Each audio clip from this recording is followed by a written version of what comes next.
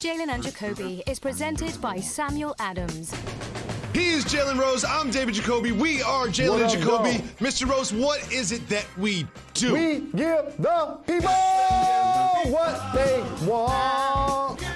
We have Game 4 of the NBA Finals tonight. We have another Mahomes performance, but we start where the football ended late last night, and that is with Aaron Rodgers throwing not one, not two, not three, but 4 touchdowns and 327 yards in the air. What did you think about Aaron Rodgers last night? Well, I was watching this game on the edge of my seat, enjoying some homemade popcorn. I was sipping on some cold sake because I was playing against Aaron Rodgers in fantasy while I have Aaron Jones. And I realized something. People better put some respect on Matt LaFleur's name. Remember when they drafted a quarterback in the first round and everybody thought it was to the demise of the franchise? Now if something happens to Aaron Rodgers, guess what they have? A backup. Because Matt LaFleur has developed multiple backs that they can throw it to out of the backfield, they can run it to, multiple receivers. He's throwing the ball all over the lot. He's throwing it to tight ends. It was fantastic to watch Aaron Rodgers really pick them apart. I think it is smart to not just give Rodgers credit, but also LaFleur credit for their offensive performance. They're sitting at 4-0, and I was watching this game last night, not with fantasy implications, not with some fresh-made popcorn, and I said to myself, you know what? This is very clear to me right now. It all became very clear to me. There are only 2 teams in the NFC that are true contenders. Here's how I see the NFC after watching that game last night. It is the Packers, it is the Seahawks, and then there's a large gap with these other teams that might be dangerous in the playoffs, but I see 2 clear, true contenders in the NFC, and then some teams that could make a leap, and that's the Buccaneers, the Rams, and the Saints. Do you disagree with how I see the NFC? I think that's fair, and you know I'm a huge fan of Straight Jacket Jacoby. I want to see what happens with Seattle as their season progresses because Russell Wilson has been outstanding. If Carson can stay healthy, to me, if I had to pick one, I would pick Seattle. And him and Pete Carroll, just what they've been able to accomplish together. I understand why you got to give the Rams their credit because they're 3-1. I still just don't see them as a Super Bowl contending team. But I understand why you would separate those 2 teams in particular who just so happen to be undefeated. And also, you can't underestimate Tom Brady. I know they're sitting there at 3-1. I think their defense is going to continue to get better. They're going to get healthy. They'll get Fournette back hopefully at some point. The Bucs going to be in the conversation also. Everyone watching this is lying to themselves. If they didn't see the first couple drives of the Bucs last week, it'd be like, Tom Brady might be done. Tom Brady might be done. And then he threw for 5 touchdowns.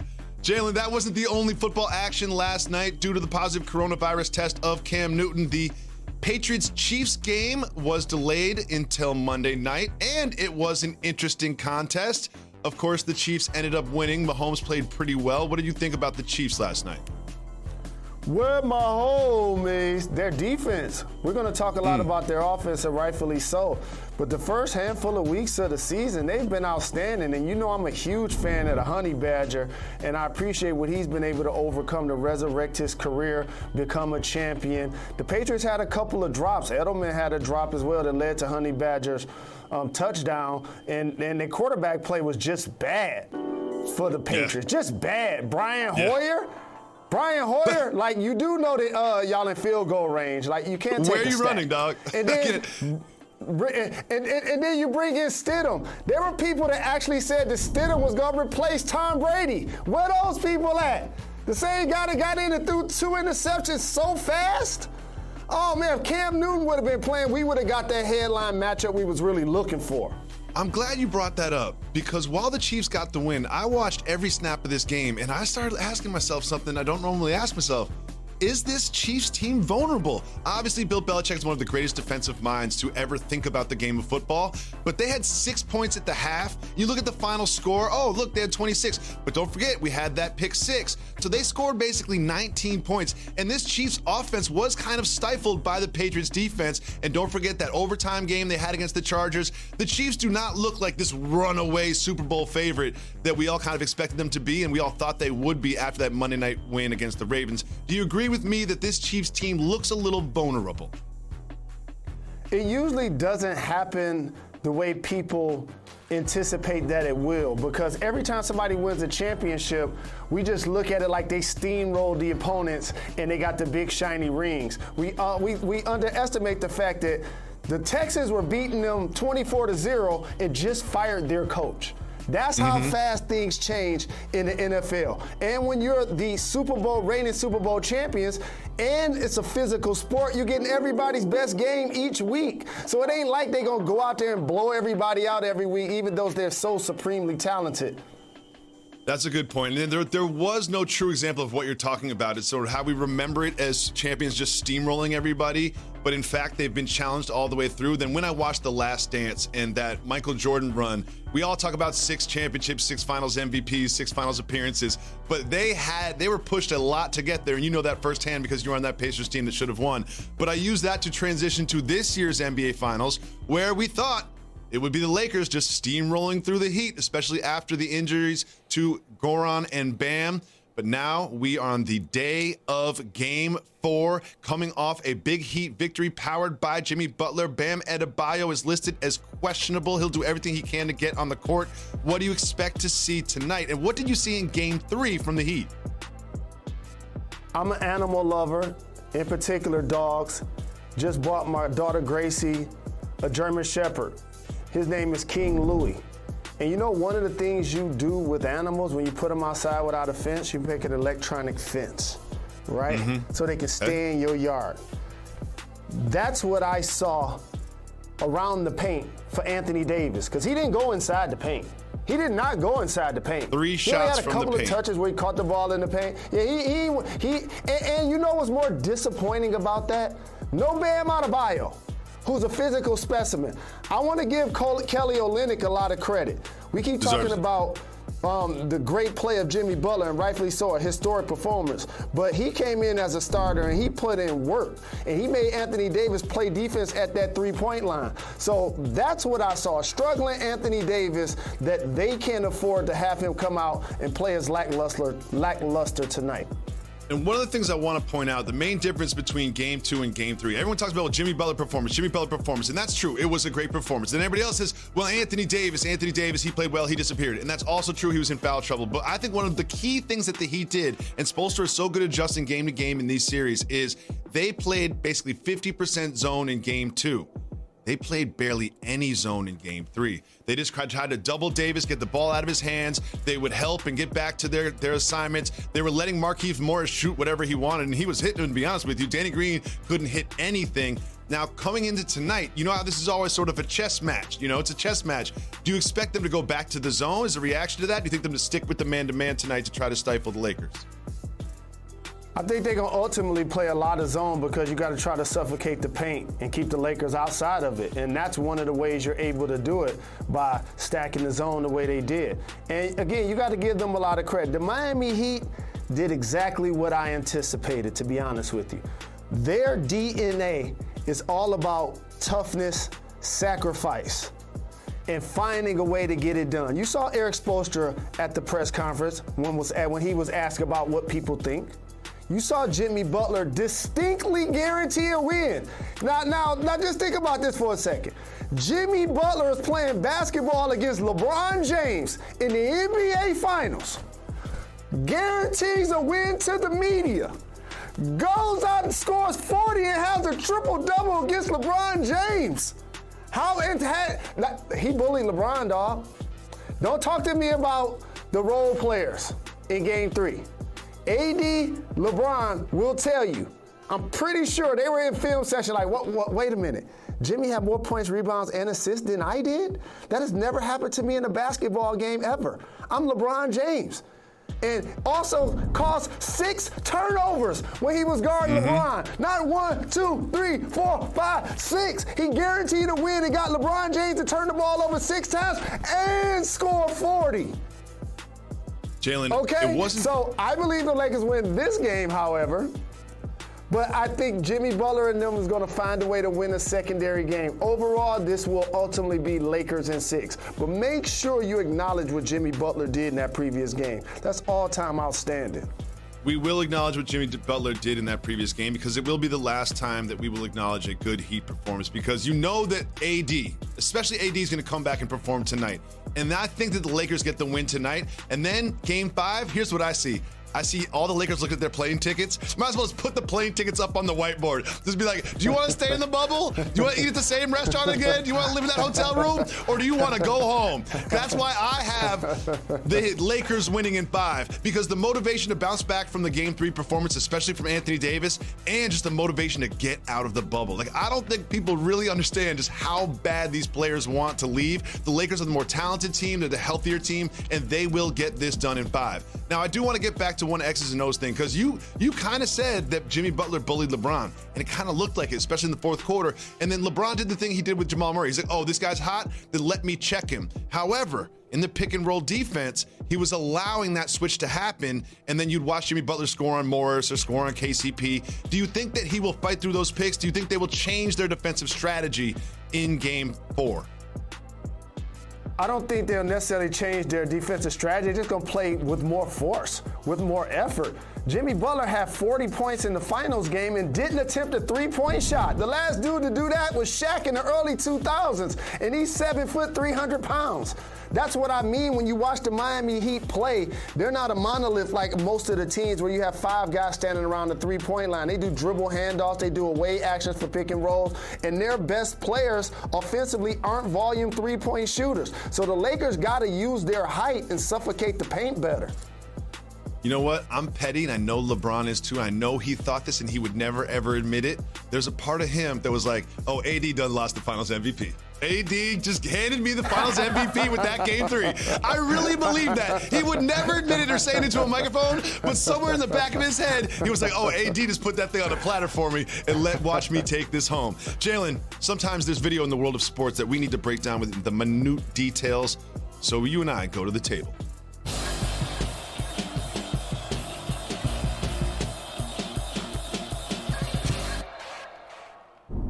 Julius Randle's son is learning the game of basketball. And look at this young man on the court. They've got the uniforms, they've got the refs, the action's going down. That's him, number 30, right there. So he's just trying to help his teammates, getting double teamed, trying to help his teammate. It's just like, takes him down. Jalen, what do you think about Julius Randle's son's approach to offensive basketball? I love that so much. First off, he got great hair. Second, he's rocking his dad's number to the fullest. Great to see his dad there to support him and watch him play. Maybe we have the first guy that can play in the NFL and the NBA at the same time. How about that? Maybe we will see that. He's certainly headed that direction with his approach to offense. Jalen, Bill OBrien is no longer the GM of the Houston Texans. Oh, wait, he's also no longer the coach of the Houston Texans. We'll break that down and much more. Stay tuned. You're watching Jalen and Jacoby. Coming to you live from Pier 17 in the South Street Seaport District of Manhattan and brought to you by Chase. Welcome back to Jalen and Jacoby. Jalen, it's time for you to decide what we discuss.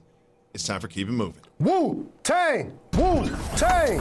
If you would like to discuss the topic, just say hit the brakes. If not, me, you, and Method Man will keep it moving. And we start with Bill OBrien no longer with the Houston Texans. Bill OBrien is no longer the GM or the head coach of the Houston Texans after an 0-4 start. What do you think of this? I think we just talked about this topic after the first week, after the second week, after the third week, after we had D-Hop on the show. As a matter of fact, we've been talking about this since Clowney left. We've been talking about this since Bill OBrien in particular has been the GM. The only thing he did as the GM was get Deshaun Watson drafted and signed. I told you, once he signed that contract, he was going to be fired. We look up 2 weeks after I said it, he is fired. What ended up happening is D-Hop and Deshaun had to break up because of him to both get their bread. He was standing in the way. They supposed to fire him in the offseason and kept them together. I look forward to them hiring Eric Bieniemy this offseason, but I do want to say this about this firing. Your boy Matt Patricia and Adam Gase are like, oh, we're doing that now? Only after 4 weeks? We're doing that? Oh, we got a problem here? Like Ice Cube, like we got a problem here? Moving on. A team that has hired a new coach announced him and had a little press conference. Of course, I'm talking about the 76ers and Doc Rivers. Keep it moving or hit the brakes. Hit the brakes.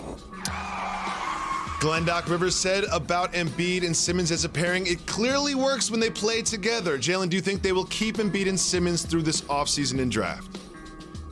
What he said is an absolute fact. It clearly works when they play together. The problem is Joel Embiid misses practice and game time, and Ben Simmons isn't taking shots outside of the paint. The compatibility has been more of an issue. Not can they make the playoffs, it's can they win the East. I think what Doc is going to earn his big dollars is getting the most and better out of Tobias Harris.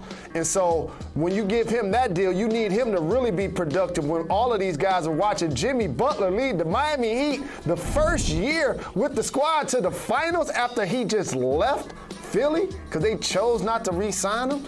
So Doc Rivers is going to be a guy to try to reposition these players. The East is wide open. The Nets will be there. The Bucks are great in the regular season. Can they turn it on in the playoffs? The Heat are going to continue to ascend. So if these guys are healthy in a 7-game series, they're going to be a tough out. And Toronto's going to do something in this offseason. Wink, wink, if they add Montrezl Harrell. Remember where you heard the Montrezl Harrell news first. Moving on, Jalen. We've got some bad news for fantasy owners of Nick Chubb. Keep it moving or hit the brakes. Get well soon, big fella. Keep it moving. We keep it moving. We keep it moving. The Bronx Bombers lived up to their name. Keep it moving or hit the brakes. Hit the brakes. Where my bat? Bronx Bombers, the Yankees came back from 2 deficits in this one to beat the Rays 9-3 and take a lead in the series after winning game 1. What do you think of this? So to me, it's not always winning or losing, is if you're playing to the identity of how you built your team.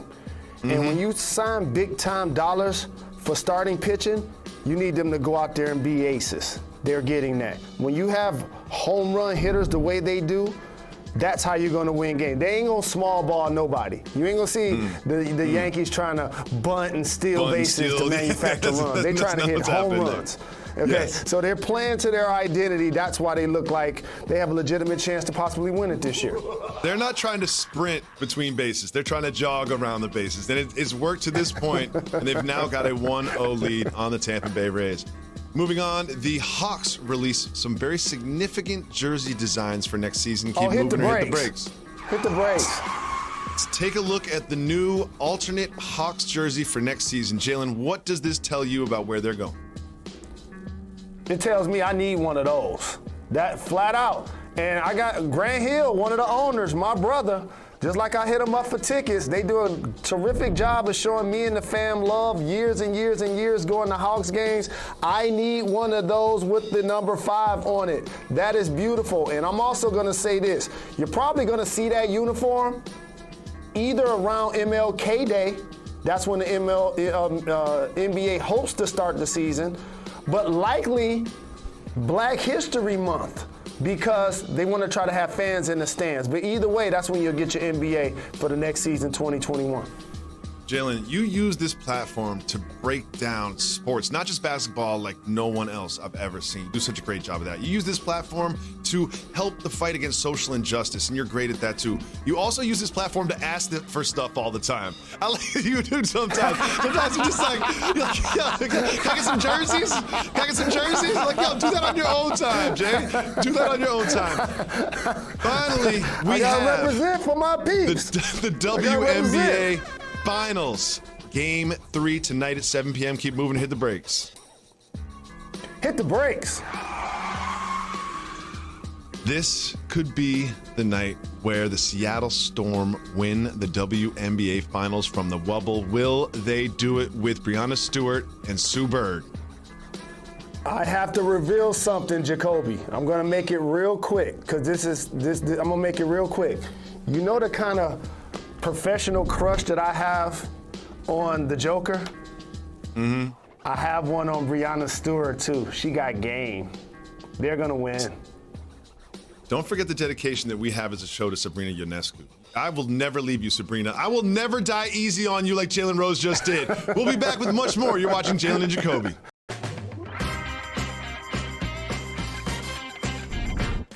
9 p.m. Eastern tonight, it is Game 4 of the NBA Finals. Can the Heat even the series against the Lakers? Find out at 9 on ABC. And don't forget to watch NBA Countdown at 8:30 also on ABC. Welcome back to Jalen Jacoby. Jalen, it is Tuesday, so it is time for our Tuesday takeaways. We've taken in all the information from Week 4 and broke it down into one simple thought apiece. What is your Tuesday takeaway? The Cowboys ain't going to the Super Bowl. Luckily, they're going to make the playoffs because they're in the NFC lease. But in order to change their fortunes and remake their roster after they paid a couple of people on defense and they paid Amari Cooper, once they pay Dak, it's going to be at the expense of Ezekiel Elliott. Ultimately, he's going to end up elsewhere, and the team is going to be happy to have him. My Tuesday takeaway is very simple. If you're in Miami, it is Tua time. I don't care what you say, Brian Flores. Fitzpatrick has 6 touchdowns and 5 interceptions. Put Tua in the game. It is time. It is also time for highly questionable Dan Le Batard. We'll be back tomorrow at 2 p.m. Make sure you listen to our podcast and subscribe.